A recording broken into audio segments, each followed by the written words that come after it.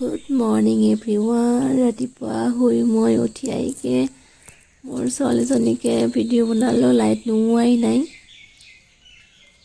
এতিয়া লাইট নুমাম আৰু এতিয়া সময় চোৱাই হোৱা নাই, কিন্তু ঘৰত পক্ষীবোৰ বহুত হুলস্থুল কৰে আৰু মই সাৰি পাৰি যাওঁ ৰাতিপুৱা চৰাই চিৰিকটিৰ শব্দত।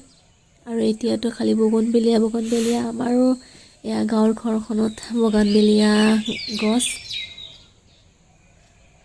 আৰু এতিয়া মই যিহেতু বহুত দিন নাছিলোঁ ঘৰত, মই এতিয়া কাম কৰিম।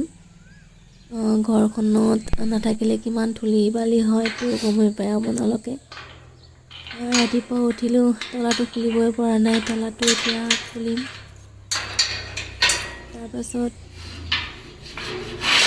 লাহেকৈ বহুত লেতেৰা হৈ আছে, গোটেই পৰিৱেশটো লেতেৰা হৈ আছে।